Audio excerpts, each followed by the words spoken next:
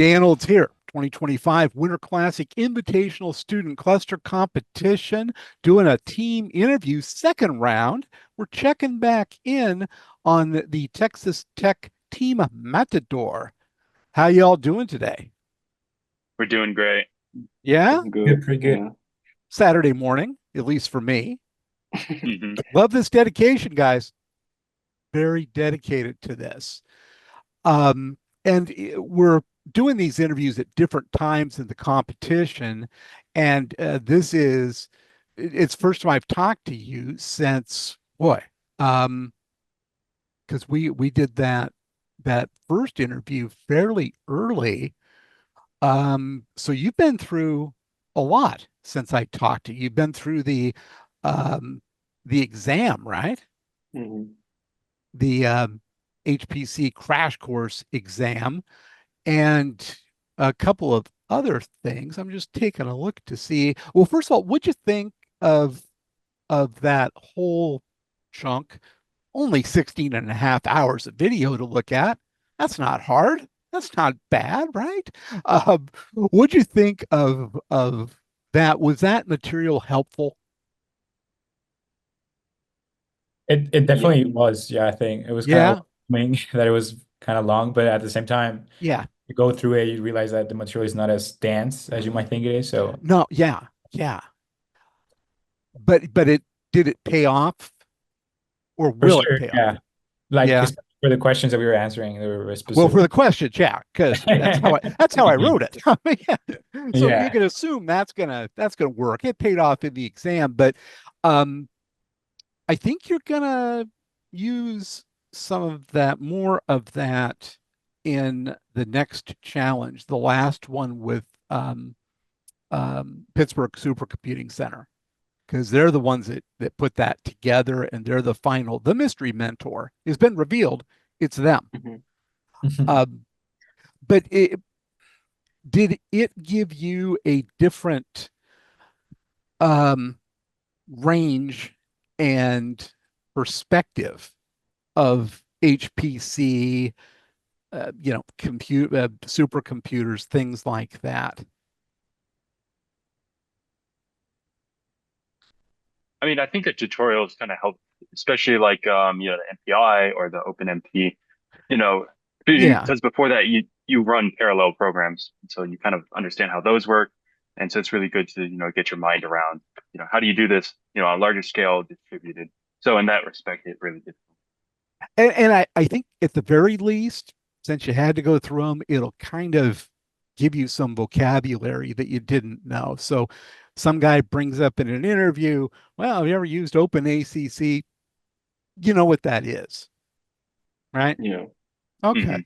Hmm. And you guys did fine on the exam. In fact, if I'm gonna look at where you're rate ranked on it, um, you were number two on it. Yeah. You were behind those hated Red Raiders, but um, you were behind them by less than half of a point. So nice, good job. Um, it pulled you up a little bit in the overall rankings too, but you did a great job on that. And then the thing I like about yours is you had you scored very near the top. You were 4 points under them in terms of right answers. So the things that you got wrong were small, very small. Probably just a misplaced checkbox or something. So great job on that. Um, and then the quantum was hard. Quantum was hard for everybody. Um, you guys came in sixth on that, and not like a distant sixth. Um, Scores were all over the map. Thing that was interesting about that is some schools made their move, like for instance, New Mexico, the Lobos, hmm they nailed that down. Oh They wow. got 100 on that. Yeah, Wow. yeah. Wow. Came out of nowhere, and then little UC Riverside, never done this before. Number Mhm. two, and Santa Cruz, number three. So, ouch. Red Raiders, been a powerful team so far. Number four on that. So, We're so close. yeah, yeah, they weren't a close four. Um, we normalize, and so they had Raiders had 83 points out of it. So it's not like these, 199.8, 99.7 type things. So there's that. Um, you guys have done pretty good in this, and in AWS, which we just finished, I just got the scores for. I've got you at you were third. Yeah, Really? Oh, yeah, Third? third, third. We Yeah, weren't so expecting that score, but yeah. No. okay, we'll take it. Um, yeah, they um yeah, and you were within shouting distance at 85 of the Red Raider 100, and you were just behind Santa Cruz, but a decent lead over everybody else. So good job. How did you guys go about that task? How'd you go about the real thing here wasn't to run Wharf. The real thing here was to um, have you make decisions and the right decisions on which instances to choose, which types of nodes. How'd you guys go like, about that? can I be honest? It wasn't as Yeah, organized as we'd liked it to be. We yeah, had no idea what we were doing in AWS, so we just threw ourselves at it, try to figure it out. A lot of things failed. Like we tried so many instance types, and they were all just like not working. We actually used the default instance type. I don't know yeah. how that got us the score we did, but I did some optimization within the actual Wharf program to like like Slurm settings. Okay, That's pretty okay. much what we did. You recompile and anything like that? No? Huh. No, that's good. Um, and it worked. The thing that we kind of left wasn't really a back door, but we referred to it once or twice in that opening training session. What I was hoping to see is that you guys would profile the app and see where the bottlenecks were, Mhm. and I think you guys are familiar with what that does, right? What a profiler does. It is a program app that watches your code as it goes through your system, and it will tell you where the bottlenecks are. That, for instance, let's say that your bottleneck was CPU cores, that the cores were just at a certain point in the program, the cores were just jammed and there was contention and things like that.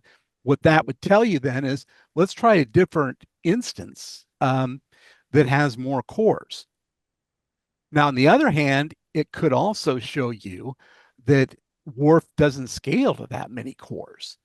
And with the problem size you had, that it just won't use them. So then you pick an instance that has fewer cores at a higher frequency and maybe save some money and get done faster. Or that it might need more memory or less memory or something like that. It helps you really tune in on what your app needs.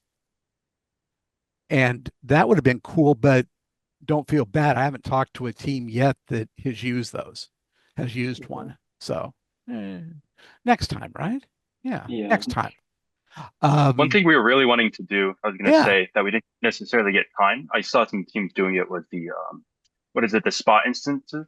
So you Mm. can like instead of the on demand, they would use a spot, which would, like shared CPUs and stuff like that with other, users and save money, but we just didn't necessarily have the time to figure that out. Yeah, and it's a little hit and miss because those come and those go and they're interruptible, but you only have a 4 minute, 4.5 minute run. So Yeah. can roll the dice on that, right? Um, yeah, that would have been an interesting move. I can't really tell from what he sent me yet. I haven't dug through it all. Yeah, there was a team that did spot instances, but they finished behind you. But they did well. So yeah. Um, so going more general, uh, what do you guys think? You've been doing this since January. Um, Impressions, thoughts. What do you think you've gotten out of this? How do you think it'll be useful in the future? Or how do you think it's destroyed your future? Could be that too, right? Yeah. Uh, so it's definitely hard because we have no idea what we are doing, but we are trying to figure this out in a week. So, Yeah. and also like we have midterms too, which we have to take care of it. You jobs, midterms. Yeah, yeah. I know So, several of you probably have many children out there. So well, there's that, yeah, right? Yeah, there's yeah, that. yeah, yeah. You're Yeah, active but young guys. Yeah, things are gonna happen. yeah, I mean, we just skip our sleep so we can, balance things out. The sleep always seems to be the thing that has to give I up, right? mean, yeah, I'll look like it's a waste of time, so it just, yeah. You But know, I good. like it. I like doing this competition, and I do believe that we learned a lot from like this 5 weeks, and I do believe that I would like to actually join a HPC research Mm, and at least learn more about it. mm-hmm, Yeah, mm-hmm. but Excellent. yeah, there's another career road open for me, I guess. Excellent. Excellent. Anybody else? I think I think for me the like kind of like what Batuhan was talking about is just realizing how many fields within computer science there are and how little we know about them. And it's just kind of like, yeah, this is like extremely challenging and I've been like struggling a lot. But it's not necessarily something that I won't enjoy if I have a better understanding. And it's just kind of Sure. my perspective of like I should learn more about other fields because I don't know which ones I may like or I may not. And HPC sounds like a very interesting one and that it's used across all industries. Um, so Yeah. that's been pretty mind opening. The other thing to keep in mind, though, too, is that AI and machine learning, those are kind of a subset of HPC. Yeah, That that work HPC is a big tent that covers all of that, and then of course the pharma, financial services, um, aerospace, all of that. It's a really wide area, so there's a lot of places to build careers.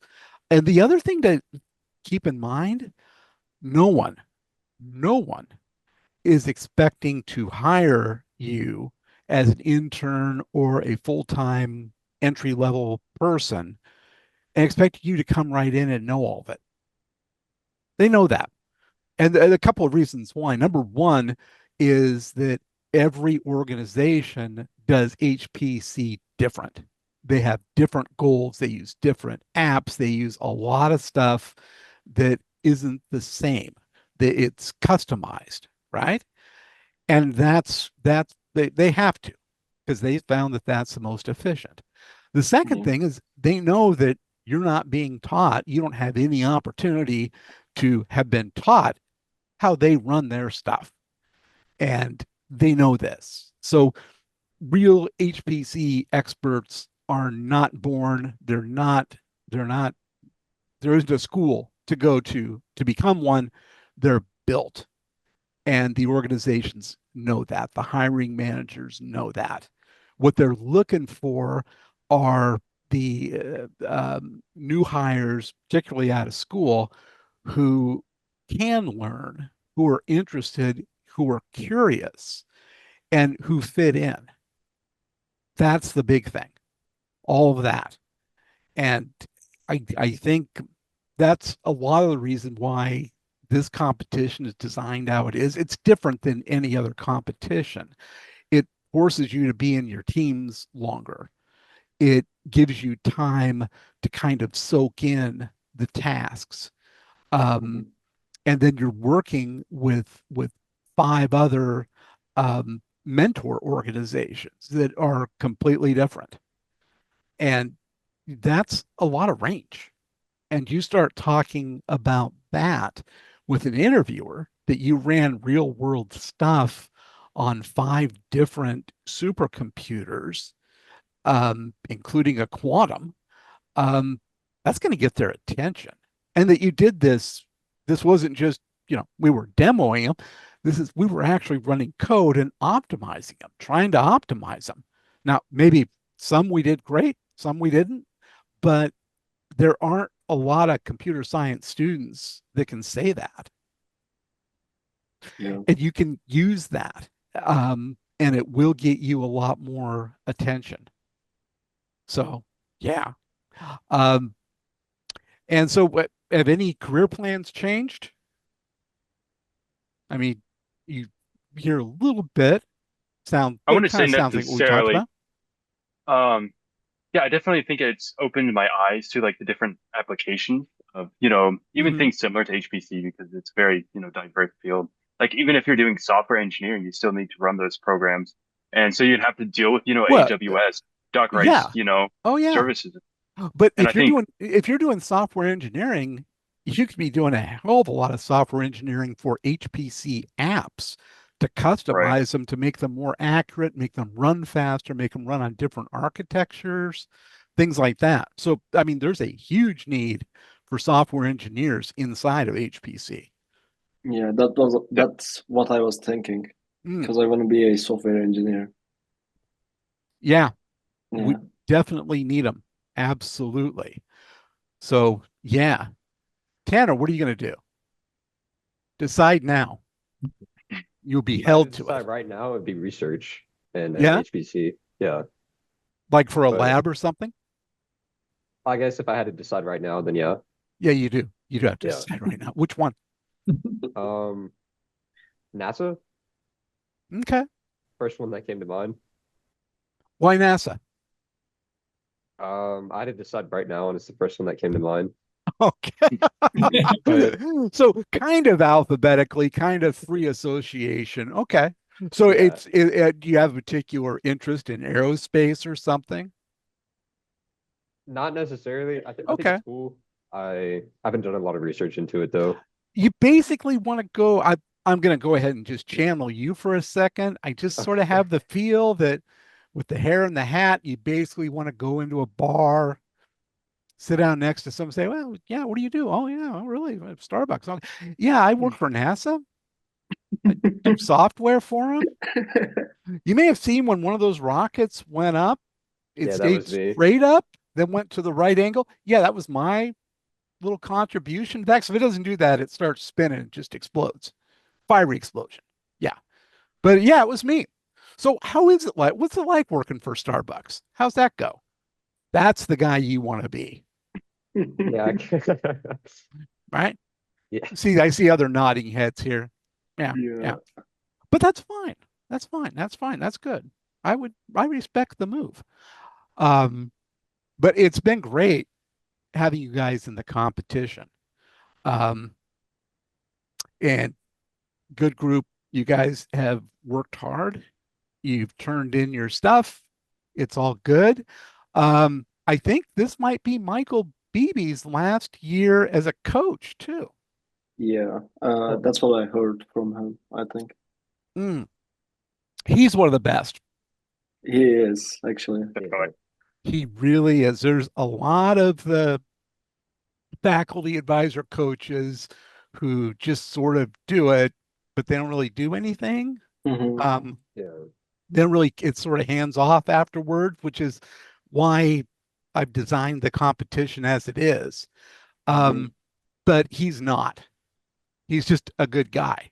And I Yeah. could tell from those first interviews in 2022 when he was a player, that he was great. And I'm so glad that he took over. Does he have a replacement? Has he been grooming someone? I have no idea. Is he in the room I with you haven't there heard. now? He's not there. You guys are all in your No. cribs, right? Okay. Yeah. Yeah, He's got a groomer replacement. So, maybe someone from Team Red Raider. They are older than us and they're graduate students, so Yeah. okay. Okay. Okay. Well, I'm interviewing them next. okay. So, see if maybe I'll find one, pick one out. But anyway, it's been great having you guys. Anything that you're looking to do after the competition, you need a letter of recommendation, you want some ideas, anything like that, I'm out here for that. Okay. God, one woman, I wrote 17 letters for various Wow. fellowships, grad programs, all of that. They were mostly the Oh. same letter, but no one receiving Mhm. it would know because I Yeah. customized it. But anything like that, let me know. Just hit me with an email. If you don't hear back from me right away, keep hitting me with emails. It doesn't annoy me. It's just I've got a lot going on, and Mhm. I'm interrupt driven. So the interrupt that I see and go, yeah, I can do that right now. Boom, do it. But that's part of the deal here. Okay. Okay. Okay. I'm going to get off to the other team. We will talk to you later. Push hard on the next challenge, and then you've got the judges interview, and you can be made or broken by that judges interview. But you guys will do fine. Okay. Talk to you later. Thank you so much, Thank you Sam. again. Thank you. Thank you. Thank you. Bye bye. Thank you, Dan.